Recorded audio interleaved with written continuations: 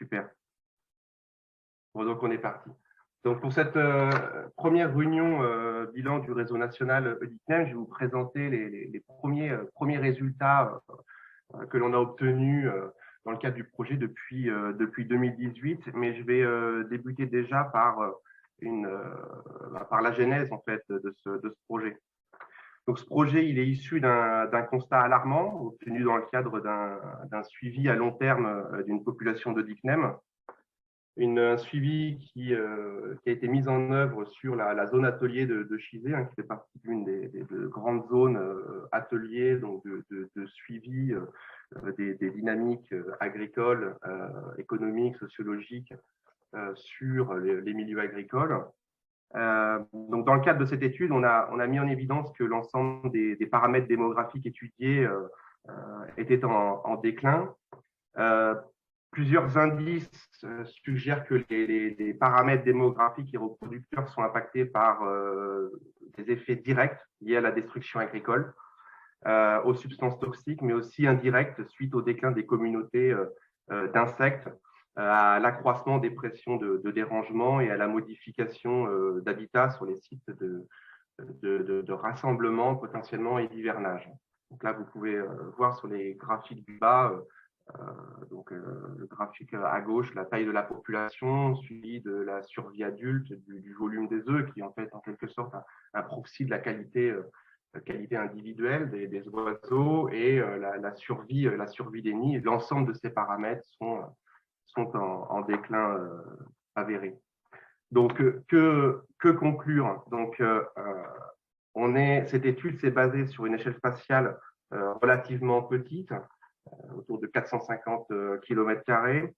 Le contexte, on est quand même dans une zone de protection spéciale où des mesures agro-environnementales ont été mises en œuvre, avec plus de 10 000 hectares sur toutes ces phases de déploiement, sur une quinzaine d'années de surface en mesure agro-environnementale, orientée bien sûr sur l'Outarde-Cannepetière, qui est une des zones fiefs de l'Outarde-Cannepetière, mais aussi des mesures autour de la baisse phytosanitaire ou des dynamiques de mise en œuvre de mesures bio. C'est un site aussi sur lequel on avait une protection active des nids, mais ça n'a pas empêché, malgré ces mesures agro-environnementales et les protections, d'observer une baisse importante de l'ensemble de ces paramètres.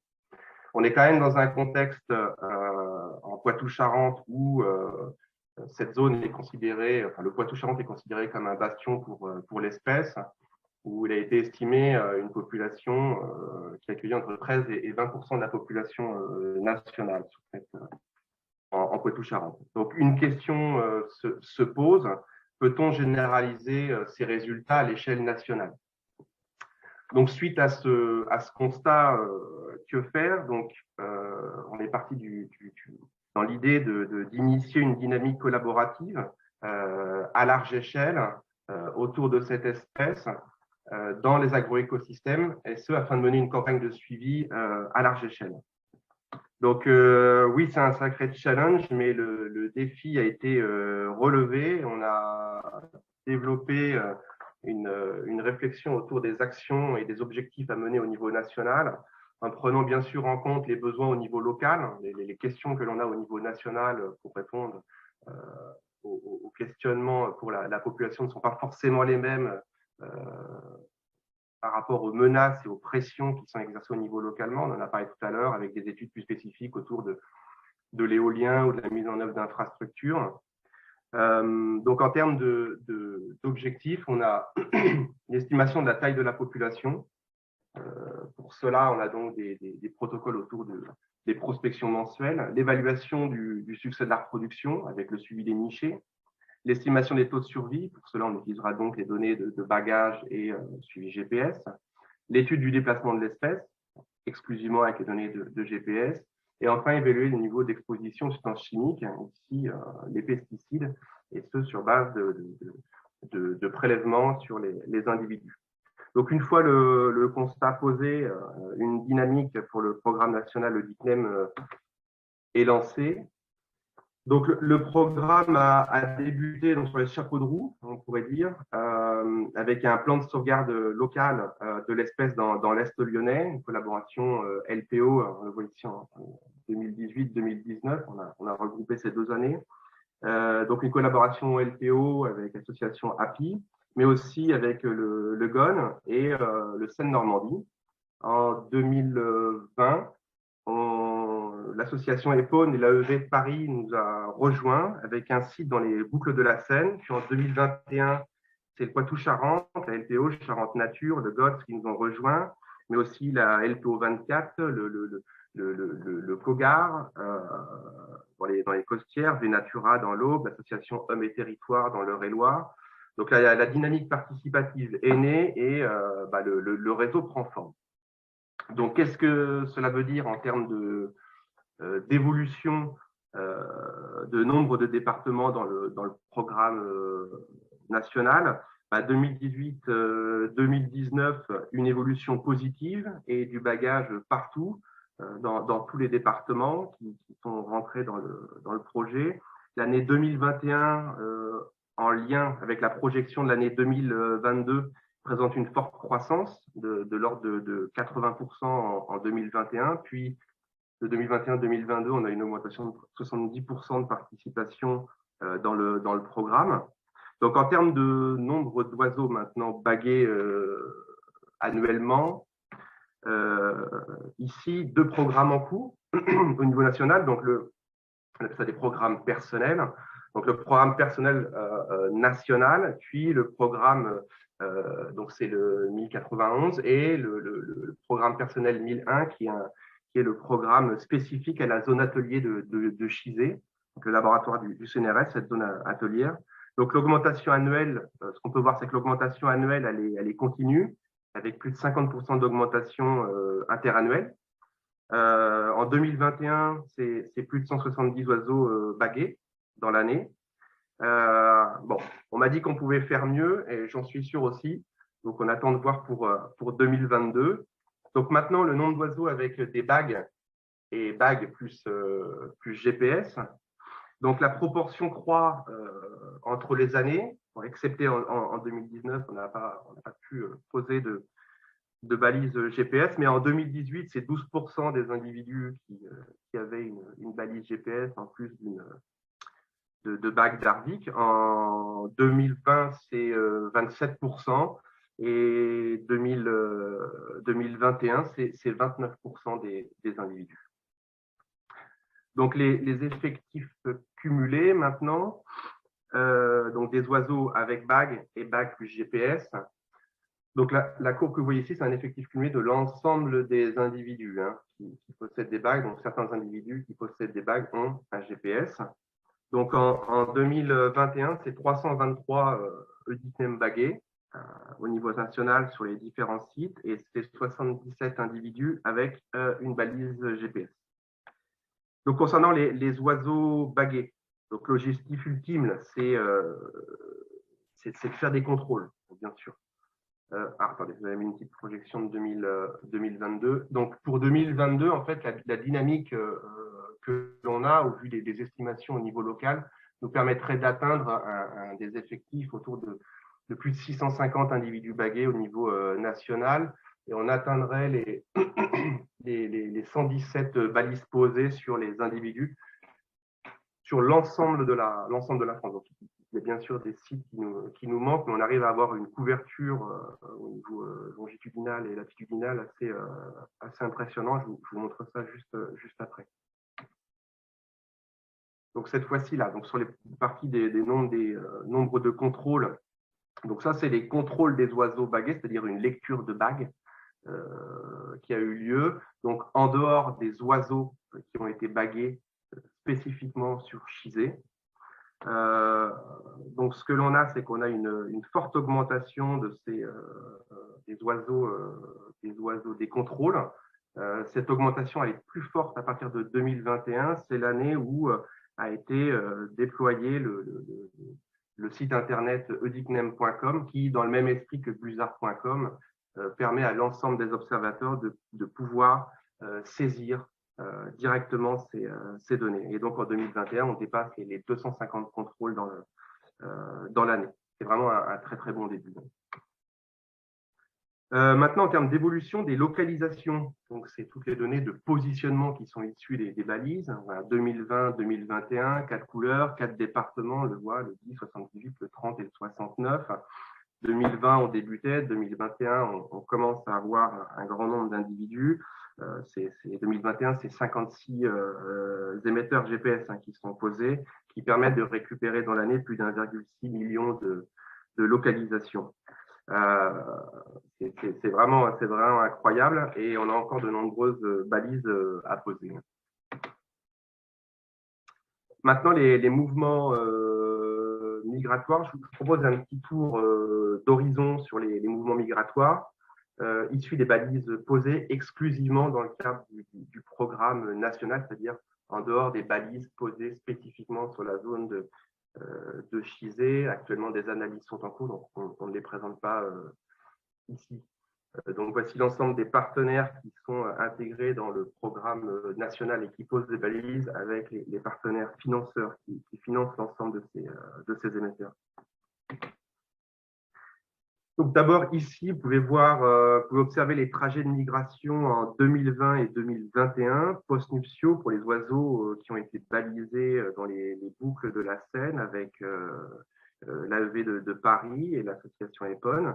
Donc, de mémoire, c'est 8 trajets. Donc, la zone de passage de ces oiseaux en migration semble se situer exclusivement en fait dans les Pyrénées, au niveau des Pyrénées occidentales. On voit bien des individus qui butent sur les Pyrénées et qui partent plein ouest pour passer au niveau des Pyrénées occidentales.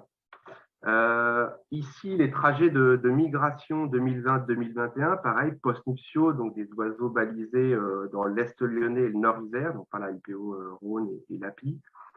Il y a à peu près 25 trajets ici que je vous présente.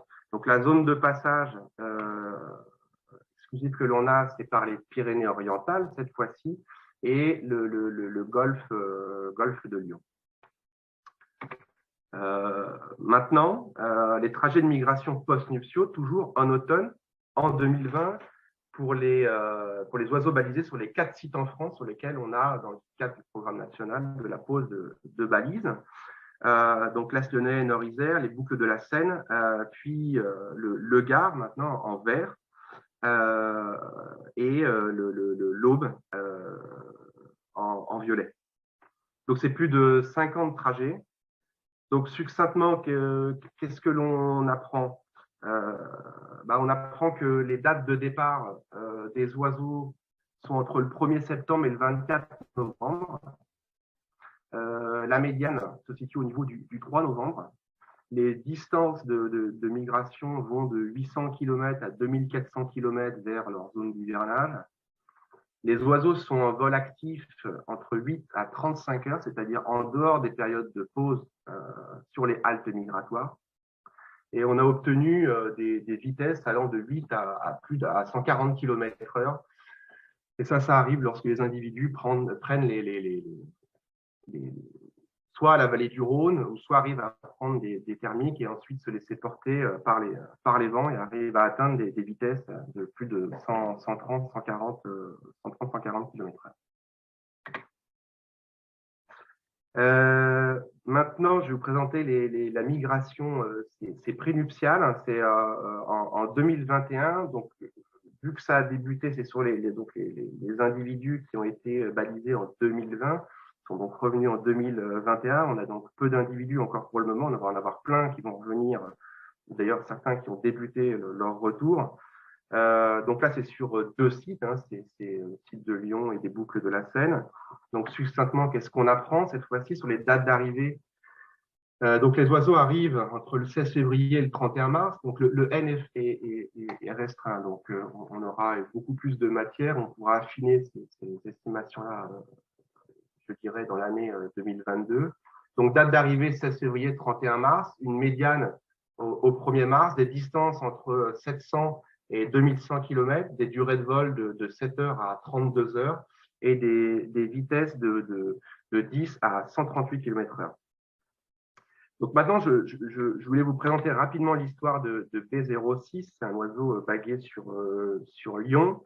Donc cet oiseau, il a hiverné en Algérie, ici, là. Je ne sais pas si vous voyez ma souris. Puis lors de sa migration, il a quitté la terre ferme autour de 18 heures. Il a commencé à partir. Normalement, il doit rejoindre cette zone-là. Il migre de façon assez rectiligne lors de sa descente. Mais là, malheureusement, les conditions en mer ne sont pas très bonnes. Et au lieu de remonter plein nord, il est déporté vers l'ouest. Et puis, on perd sa trace à ce niveau-là. Plus de données GPS. Et les données arrivent un peu plus tard et elles montrent que l'individu, en fait, se situerait complètement déporté plein ouest, beaucoup trop. Et l'individu, en fait, est échoué à la pointe du parc national de Creuse. Donc, Paul Plonas a trouvé l'individu, un agent du parc, a trouvé l'oiseau à quelques mètres de la terre, à la pointe du cap de Creuse, et entouré de goélands locofées qui le poursuivaient. Bon, pas pour lui faire la bise. Donc, de l'eau plein les poumons, très affaibli, il est recueilli et au centre de soins de Egamols, dans le parc national de Lamporda. Et puis, son état s'améliore et en moins de 3 semaines, l'individu a pu être relâché par l'équipe. Et je vous propose, alors, si on est bon, je pense que ça devrait... Alors là, la vidéo ne passe pas. Bon, je pourrais vous montrer un petit peu plus tard. Il y a eu un relâché et donc l'individu a pu repartir sans encombre après 3 semaines. Donc maintenant, en avant-première, nous voulons vous présenter la diversité des sites d'hivernage. Et j'en suis sûr que ça va alimenter de futures discussions. Donc là, tous les points verts, en fait, c'est des sites d'hivernage des oiseaux qui ont été suivis par balise GPS. Donc c'est assez incroyable, une diversité qu'on n'avait pas forcément soupçonnée. Donc qu'est-ce que l'on peut en tirer comme information? 65% des individus suivis par balise ont hiverné au Maghreb. 19% des individus sont présents de l'Espagne à la Sardaigne. Et enfin, on a 15% des individus par balise qui sont restés en France. Et c'est une première, hein. Ces données, on a de la donnée quantitative maintenant. Donc l'hivernage dans l'Est lyonnais, le sud du Rhône, l'ouest de la France, a déjà été observé, hein. Et on a très peu d'informations. Et là, on a une information concrète, à savoir, c'est bien des individus reproducteurs qui restent aussi en France. La question qui se pose, c'est à savoir, est-ce qu'ils restent tous les ans en France? Est-ce que c'est des conditions météorologiques particulières ou non? Déjà, beaucoup de données d'oiseaux suivis HIZ permettent d'affiner ces premières réflexions. Maintenant, pour terminer, je voulais faire un petit point sur la répartition et l'évolution des sites d'études. Donc ici, ce qu'on peut voir, donc là, au niveau de la répartition, c'est que en 2022, l'ensemble des sites avec des protocoles mixtes, c'est-à-dire les sites qui déploient aussi bien des protocoles allégés, donc simplement du suivi sur une zone d'étude pour dénombrer les individus, et puis ceux qui font du suivi des mots, qui vont plus loin, c'est après avoir localisé les couples, on va localiser les nids, on va vérifier la présence d'œufs, vérifier le succès d'éclosion et le succès à l'envol. Donc on voit qu'on a une très belle répartition des sites pour 2022 avec des protocoles mixtes. Maintenant, les protocoles allégés qui viennent se rajouter cette année dans cette dynamique. Donc on arrive à combler beaucoup de sites. On a une très très bonne couverture du territoire national. Et enfin, les quelques zones qui manquent encore à l'appel. Alors, bien sûr, on aura suffisamment de matière pour sortir des résultats robustes et qui font sens. Mais je pense qu'il serait intéressant, dans cette dynamique du réseau national, d'essayer de d'attirer un grand nombre de secteurs sur lesquels il y a des enjeux particuliers en termes agricoles ou de mise en œuvre d'infrastructures. Donc, on a beaucoup de sites, que ce soit les zones des Pays de la Loire, région centre, encore dans le sud, les zones de Lozère, nos amis du sud de la France, de l'Aveyron, ou encore des zones en Picardie ou dans l'Est. Donc, on espère fortement une venue dans cette magnifique dynamique du programme participatif national. Bon, il ne faut pas grand-chose en tout cas. Je vous rappelle, c'est un petit site de suivi, à minima un protocole allégé, et vous rentrez dans cette grande aventure. Donc, pour finir, encore une fois, bravo, vraiment bravo à tout le travail et l'investissement mis en œuvre pour cette espèce emblématique et encore mal connue.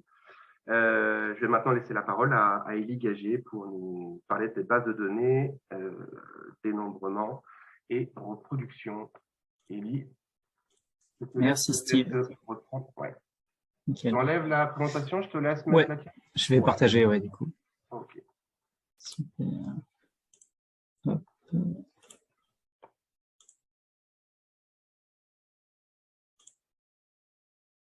Hop.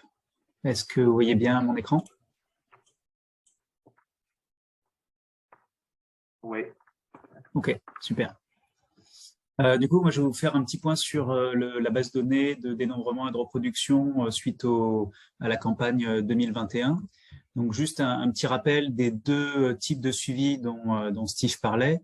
Le suivi qu'on appelle démographique, où on va avoir un suivi assez intensif sur les paramètres reproducteurs des populations et en plus des comptages réguliers et du bagage possiblement et pose de GPS en optionnel.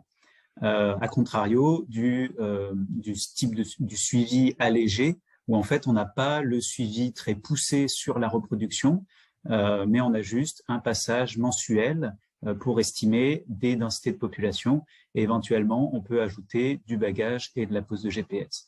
Donc ces deux types de suivi, les deux doivent être ajustés forcément aux capacités logistiques des structures qui intègrent le programme national, mais également lorsqu'on a des capacités logistiques un peu moins poussées, on peut d'abord commencer par un programme allégé pour mieux connaître la population locale et ensuite affiner en démarrant un suivi démographique les années suivantes.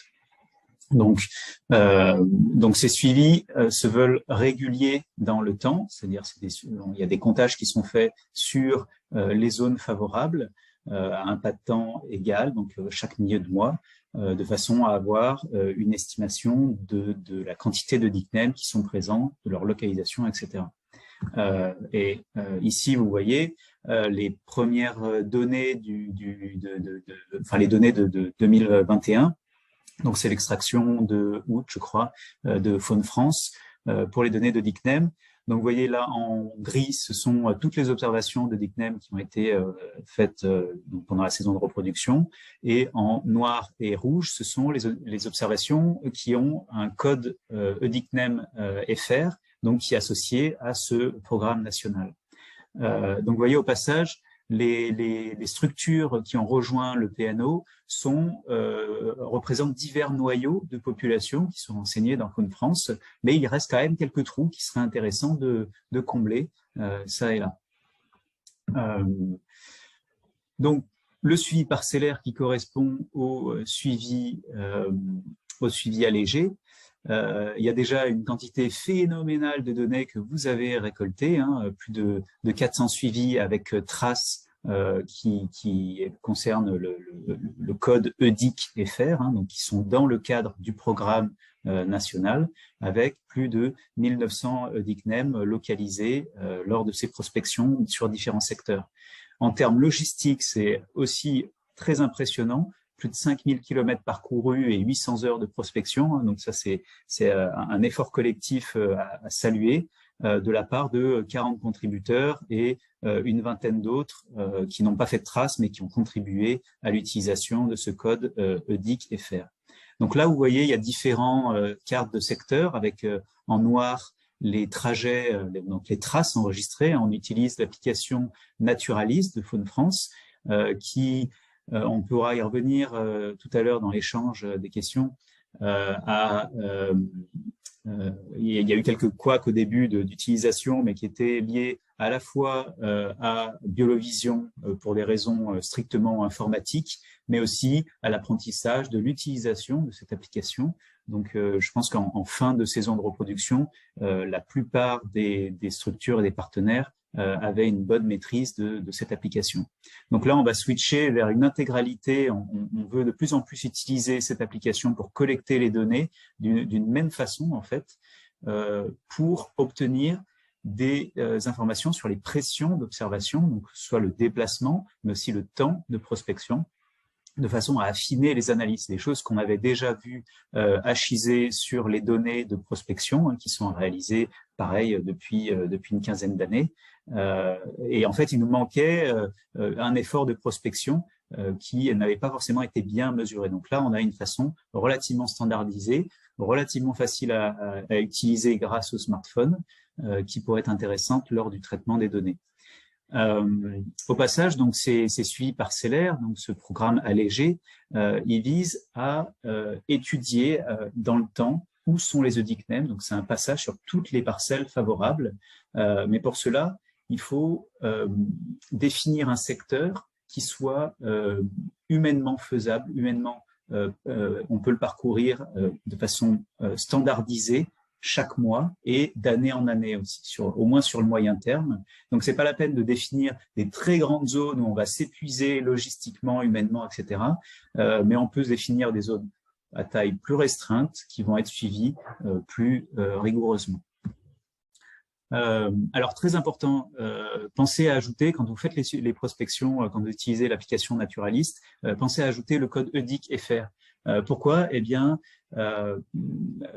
une des raisons très importantes, c'est que si vous n'observez pas d'EDICNEM et que vous ne saisissez, s'il y a 0 EDICNEM dans la liste, eh bien, nous, on n'a pas cette information lors de l'extraction parce que Faune France, on n'a pas un export total de toute la base. On a un export des données d'EDICNEM et des données EDIC-FR. Donc voilà, donc pensez bien, quand vous faites les saisies, à noter EDIC-FR. Et ce qui est pas mal aussi, c'est de noter des absences d'EDICNEM. C'est-à-dire que une liste où vous avez 0 EDICNEM, même si vous mettez le code EDIC-FR, notez des absences d'EDICNEM par-ci par-là, au moins une par liste, on peut dire, ou plus. Les données d'absence sont très intéressantes dans les analyses.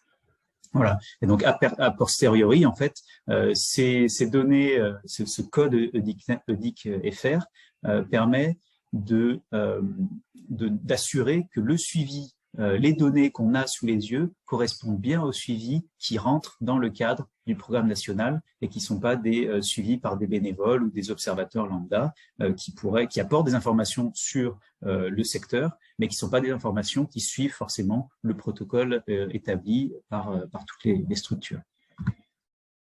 Alors, au niveau du suivi repro, donc là, c'est sur les secteurs démo uniquement, hein, qui assure un suivi très poussé sur la biologie de reproduction de l'EDICNEM. Donc, vous voyez, au niveau de l'effort qui a été déployé, eh bien, c'est près de 300 nids qui ont été suivis, 300 œufs mesurés et 70 jeunes qui ont également été mesurés.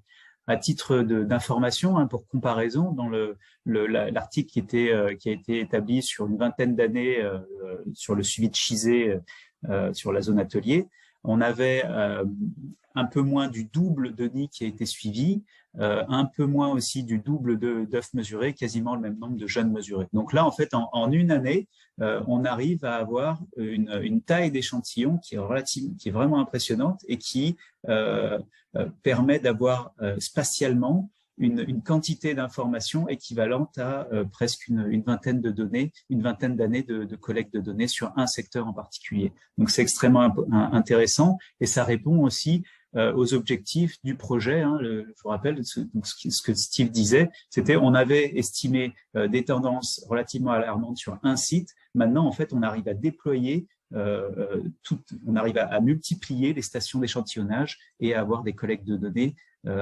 très importantes. Au niveau des succès de reproduction, on a à peu près 50% de succès qui ont été estimés, donc supposés ou observés. Hein. Donc certains d'entre vous se posaient des questions un peu sur qu'est-ce que ça voulait dire supposé. Effectivement, c'est difficile à estimer pour une espèce qui est nidifuge, mais on a à peu près 50% des nichés qui ont été estimés en succès. Et en tout cas 240 jeunes qui ont été observés après éclosion. Donc, on a déjà cette étape d'éclosion qui est relativement certaine dans nos bases de données.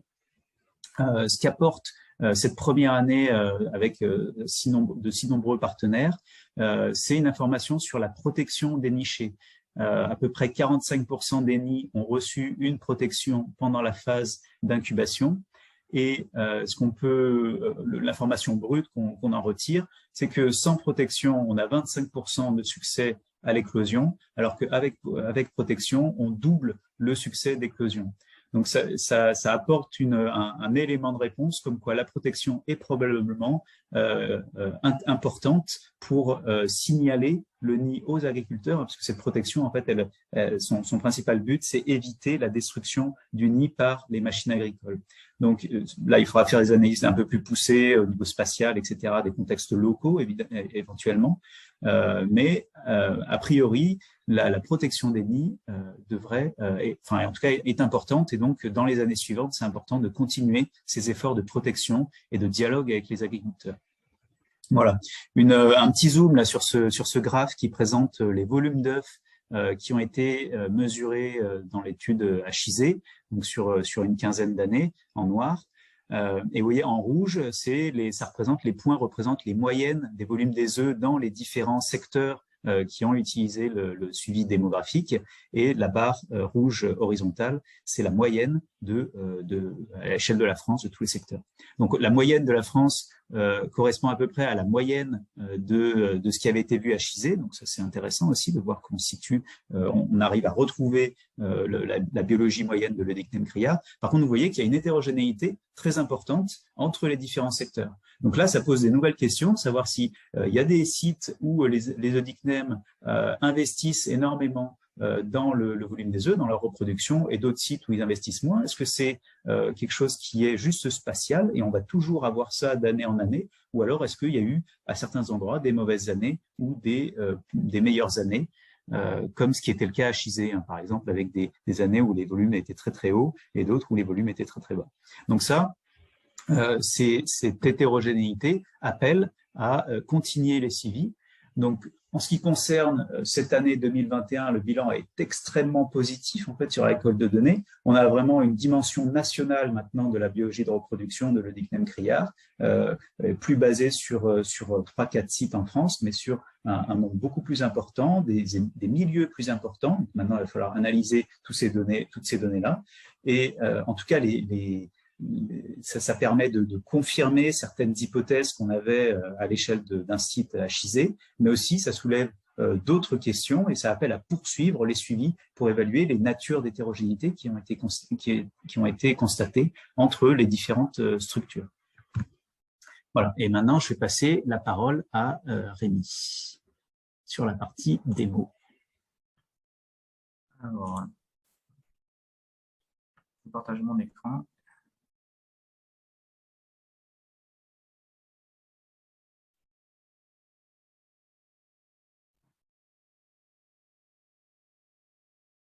Voilà. Alors, moi, je vais vous parler donc de la partie démographie. Alors, tout d'abord, peut-être vous expliquer un peu l'intérêt de collecter toutes ces données.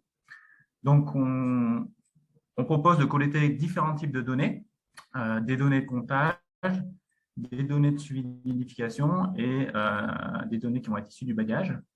Alors, pourquoi ces différents types de données? Eh bien, c'est parce que ça permet d'avoir des informations sur différents composants de la démographie. Donc, les données de comptage, ils vont nous renseigner sur bien la tendance des populations en général, sur les effectifs globaux, alors que les suivis de nidification et de bagage vont nous donner des informations sur les paramètres démographiques qui sont la reproduction et la mortalité. Donc, c'est intéressant d'avoir ces différents types de données parce que ça nous donne un aperçu de différentes composantes de la démographie. Alors, c'est très bien d'avoir des données de comptage. c'est les données qui sont généralement les plus, voilà, qui sont les plus accessibles avec le suivi allégé. On aura ainsi des informations sur les tendances de population, mais en fournissant des efforts plus importants et donc en collectant des données sur des suivis de nidification et en faisant l'effort également de procéder à du bagage, on pourra avoir accès à des paramètres démographiques qui nous donneront une image plus précise des processus démographiques en jeu, puisque bien sûr, comme l'illustre ici cette diapo, les fluctuations des populations, il résulte bien sûr des paramètres démographiques sous-jacents. Donc, si on arrive à avoir ce détail d'information, on va pouvoir aller un peu plus loin dans la compréhension de la démographie de l'EDICNEM. Alors, pour poursuivre, je voulais vous parler également des estimations du taux de survie à partir des données de bagage pour bien comprendre en fait l'utilité de collecter ces données. Donc ici, j'ai représenté un exemple simple, un petit jeu de données où on a 3 individus, A, B, C, et ces 3 individus ont été bagués la même année. Donc il faut savoir qu'à partir de ces données, si on a uniquement du bagage et pas d'observation, en fait, on ne va pas pouvoir estimer des taux de survie.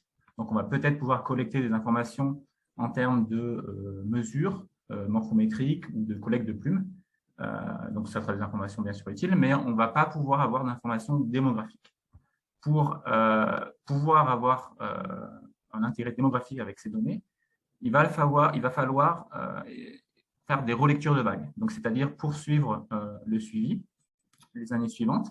Donc dans l'exemple ici, on voit que l'individu A a été réobservé en vert l'année suivante, alors que les individus B et C n'ont pas été observés. Donc ça nous montre, ici bien sûr on a une nouvelle information.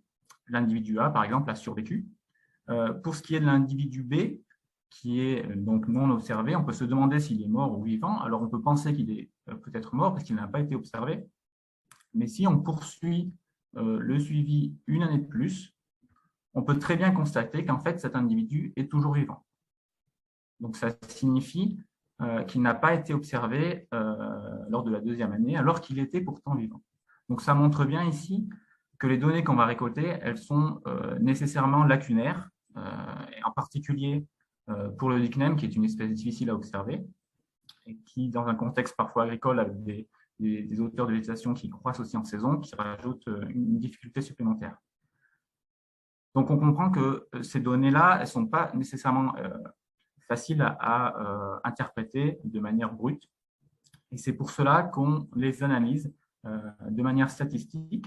Et donc, on utilise pour ça des modèles qu'on appelle capture, marquage, recapture, des modèles CMR, dont vous avez peut-être entendu parler, et qui permettent donc de traiter ces données pour estimer une probabilité d'observation et des taux de survie. Donc, en fait, c'est en estimant une probabilité d'observation qu'on va pouvoir corriger d'une certaine manière les données pour estimer le taux de survie. Donc ici, j'ai mis une probabilité d'observation de 50% et un taux de survie de 85%. C'est les données, c'est les résultats qu'on avait obtenus pour la population de Chile. Donc ça reflète des paramètres tout à fait réalistes qu'on pourrait obtenir pour la population de l'ICNEM national. Oui, donc la probabilité c'est 50%. Ici, elle correspond le petit exemple que je vous ai représenté ici. Donc, on constate que pour la 2e année, on avait 2 individus qui étaient vivants, pour sûr, individus A et B, et on constate qu'on n'en a observé qu'un seulement 1 sur 2. Donc, ça représente bien 50%. Alors, ça, c'est un petit exemple avec seulement 2 individus. Dans la réalité, bien sûr, vous vous doutez bien qu'il nous faudra plus d'individus pour avoir une estimation fiable. Donc là, se pose la question de la taille des échantillons nécessaires. Alors, pour illustrer ceci, j'ai fait des petites simulations. Donc, j'ai simulé des jeux de données comme précédemment, de capture, marquage, recapture, avec des échantillons un peu plus conséquents. Donc, j'ai simulé un suivi qui aurait duré 3 années après le bagage, en supposant un taux de survie donc, de 85%, qui correspond aux survies qu'on observe généralement chez le lichem. En tout cas, on s'attend à une survie environ de cette valeur. Alors, vous avez sur ce graphique, sur l'axe vertical, les survies qui ont été estimées en rouge, et sur l'axe horizontal, les échantillons que j'ai simulés. Donc, soit 10, soit 30 ou soit 100 individus bagués.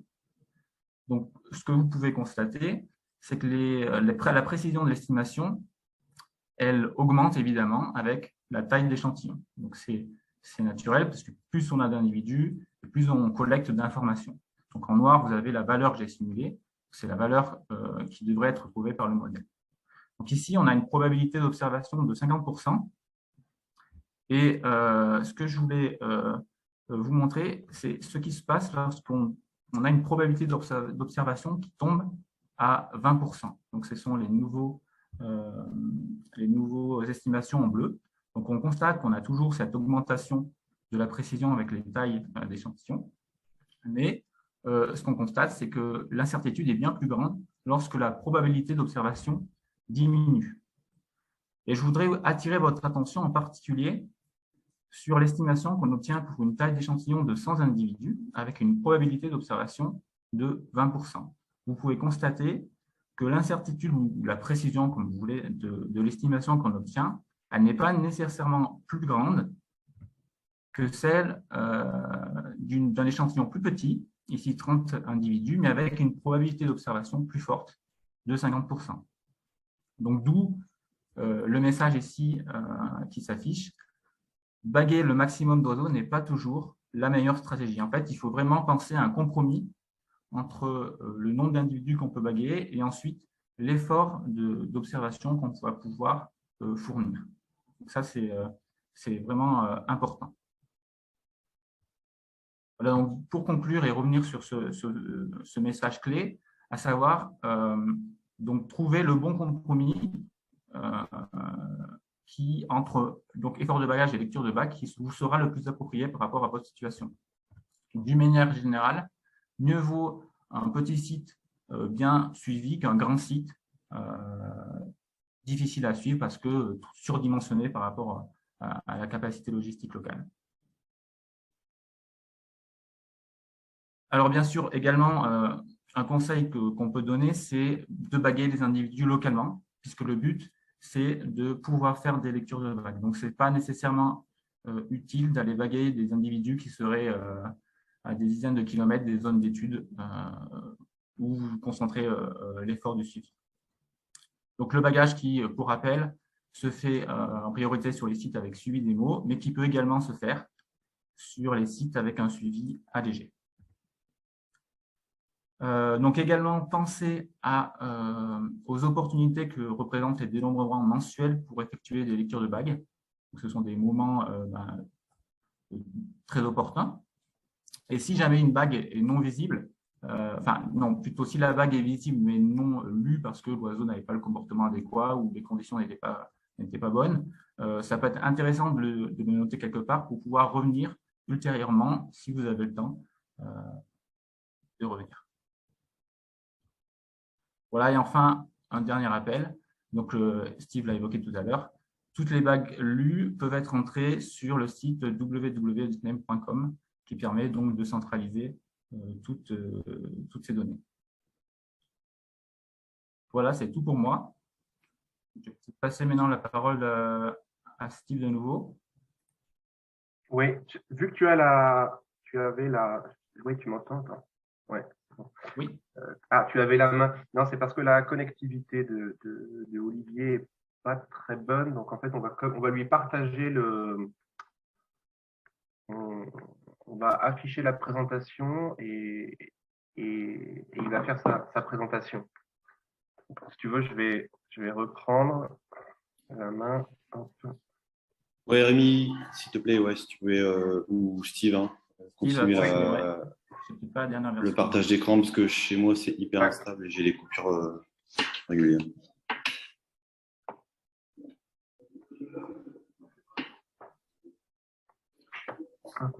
Alors, partage, tac. Là, je pense que c'est bon. Et hop. C'est bon pour toi? Ouais, bah moi je vois, il n'y a pas de souci. Ok, vous m'entendez tous bien? Ouais. Ils te répondront pas. Oui, pas de souci. C'est après. Alors, donc voilà un petit peu les actions de communication qui ont été faites autour du programme national, hein. Alors, en 2020, fin 2020, début 2021, il y avait déjà une validation avec la LPO nationale et Biovision de la création d'un code EDIC.fr. Et le premier objectif, c'était d'en mesure de relier les observations et les tracks lors des suivis mensuels via ce code dédié. Alors, il y a eu après la création de la page de Nickname Criard officielle, 2020 également, donc qui permet un peu de centraliser les nouvelles, les problématiques, les différents enjeux de l'espèce, etc. Alors, sur Naturaliste, évidemment, voilà, j'en ai parlé un petit peu avant, c'était un petit peu pas dans l'ordre, mais c'est pas grave. Le code edic.fr, hein, qui est intégré dans l'appli Naturaliste et sur Fun France, donc, qui permet de saisir les données UTM. La création, le suivi des déplacements par Monobank, que la plupart des personnes connaissent, je suppose. Et puis enfin, la création de la page Facebook au printemps 2021, qui permet un peu de rendre public les informations suivies, les différentes actualités qui concernent les captures, les itinéraires de migration, ou les nouveaux partenariats, etc. C'est vraiment rendre un petit peu vulgariser les informations qui concernent le suivi, et puis inviter éventuellement d'autres personnes à participer à ce suivi, à donner envie d'y participer. Tu peux continuer. Je ne sais pas si c'est Steve qui a la main ou Rémi. Ouais. Donc voilà, printemps 2021. On voit un petit peu ici sur ces graphes la couverture et les visites de la page. Donc, il y a des pics de couverture qui correspondent à des publications assez particulières, hein, qui concernent notamment les trajets ou les captures ou les suivis de nid. Forcément, ça partage, ça like, ça commente. Donc, ça fait beaucoup d'interactions. Là, on peut le voir, hein, celle de avril 2021, 26 avril 2021. Les premières éclosions. Donc, la couverture a atteint 5390 personnes, avec des réactions, 367 réactions. Donc, c'est forcément du partage qui va influencer positivement, des likes, du tag. Je ne sais pas si ça vous dit quelque chose, mais voilà, quand on tag la page. Tu peux peut-être cliquer le lien vers la publication, Steve, en cliquant en bas. On verra directement la publication, par exemple. Alors, il faudra peut-être que tu bascules ton partage d'écran parce que tu es sur PPT et il faut que tu repasses sur ton opérateur. Bon, sinon, c'est pas grave. Il y a une belle couverture aussi, c'est l'itinéraire d'un éditeur Pagapé. Alors, on va le voir après. Je reprends vos textes que vous me transférez soit sur Messenger, soit sur mon adresse pro. Et voilà, j'essaie un peu de romancer, d'embellir un petit peu, mettre des émoticônes, des petits points d'humour, mais il y en a qui ont déjà vraiment le bon feeling et qui font déjà très bien le taf. Donc, ça me permet de gagner du temps et puis de rendre un petit peu plus sexy les publications. Voilà, tu peux passer. Voilà, donc on est de 970 personnes qui suivent, mais j'ai regardé tout à l'heure, on est déjà à 973, donc ça augmente tous les jours. Un petit graphe sur le sexe et l'âge ratio. Voilà. En gros, c'est des personnes qui ont entre 25 et 45 ans, 2 tiers d'hommes, 1 tiers de femmes. C'est des informations pas forcément essentielles, mais voilà, ça permet de se rendre compte un peu de la portée des publications. Et puis les origines géographiques des personnes qui aiment la page, ben voilà, sur la région parisienne, Lyon, Montpellier, etc. Forcément, c'est les endroits où les thèmes sont les plus suivis, les plus présents. On a même des gens qui suivent des TAF, 0,1%. Voilà, je ne sais pas qui c'est. Ouais, tu peux passer. Donc, un petit peu de conseils pour favoriser ces interactions avec la page officielle et la vôtre, bien sûr, hein. Donc, c'est taguer l'adresse. Vous voyez là, c'est mettre l'arrobas et puis taper Projet national Editem Criard. Ça permet de d'interagir tout simplement. On a les partenaires techniques, on peut taguer les financeurs, les propriétaires. N'hésitez pas à mettre des photos, des vidéos, des articles de journaux. Évidemment, les trajets, ça intéresse énormément. Je le disais juste avant, les émoticônes, les anecdotes, une petite pointe d'humour, de suspense pour donner envie de connaître la suite. Parce que vous pouvez très bien faire une première publication et puis dire, bon voilà, suite au prochain épisode, ça donne toujours envie. Donc, pour ça, vous pouvez m'écrire via le Messenger ou sur Gcolive. Et puis, vis-à-vis des discussions un petit peu entre professionnels, entre personnes impliquées dans le projet à proprement dit, il avait été demandé si ça vous intéressait via le questionnaire en ligne, une liste de diffusion. Donc, je vous annonce qu'elle a été créée et qu'elle est, elle est déjà en service, entre guillemets. Vous avez l'adresse en bas. Peut-être qu'on la remettra dans le compte-rendu de la réunion pour que les personnes qui n'étaient pas là puissent y participer. Sinon, dans le chat. Mais voilà, vous pouvez déjà aujourd'hui faire la demande et vous inscrivez directement après. Donc, l'objectif de cette liste de diffusion, c'est parler un peu des aspects techniques, des partenariats, des protocoles, etc., un peu entre personnes impliquées. En tout cas, un grand merci à vous pour votre implication, vos messages à publier, etc. C'est très dynamisant et puis ça fait plaisir. Voilà. Super. Merci Olivier. Aurélien, est-ce que tu, sur les 2 slides qui pour toi, je te les passe ou tu veux le… Oui, passe-les, ouais, c'est pas la peine que je prenne la main. Ok. Oui, alors juste pour compléter ces aspects communication, là, j'ai préparé 2 slides sur ce qu'on fait dans les costières de Nîmes, là, sur le DICNEM, dans le cadre du programme national. Donc, c'est en fait un programme avec Benjamin Volo, avec le COGAR, avec Steve, bien sûr, et puis c'est un programme qui a été rédigé en fait par le cabinet Barbanson, là, Karine est avec nous, dans le cadre de mesures compensatoires, on va dire aussi une mesure d'accompagnement dans le cadre d'une extension de carrière dans les costières de Nîmes. Donc, dans les costières de Nîmes, en fait, il y a une population importante de DICNEM qui est assez mal connue, mais qui est quand même un peu suivie, notamment dans le cadre de mesures compensatoires de la LGV. Et c'est une zone aussi où il y a énormément de projets d'infrastructures. Tout le sud de la France, on est impacté par forts développements démographiques qui conduisent à des forts développements d'infrastructures anthropiques. Et malgré ces développements, on a un manque de connaissances assez flagrant sur les exigences écologiques de l'espèce, notamment dans le contexte qui est privilégié dans le sud de la France par cette espèce, qui est le contexte de vigne, le contexte viticole. Du fait de ces manques de connaissances, ça complique la mise en œuvre des actions de gestion et le développement de mesures compensatoires pertinentes. Et donc, dans le cadre de ces projets d'infrastructure et de demandes de dérogation pour destruction d'espèces protégées, les bureaux d'études peuvent avoir du mal à calibrer, à préconiser des choses qui sont pertinentes.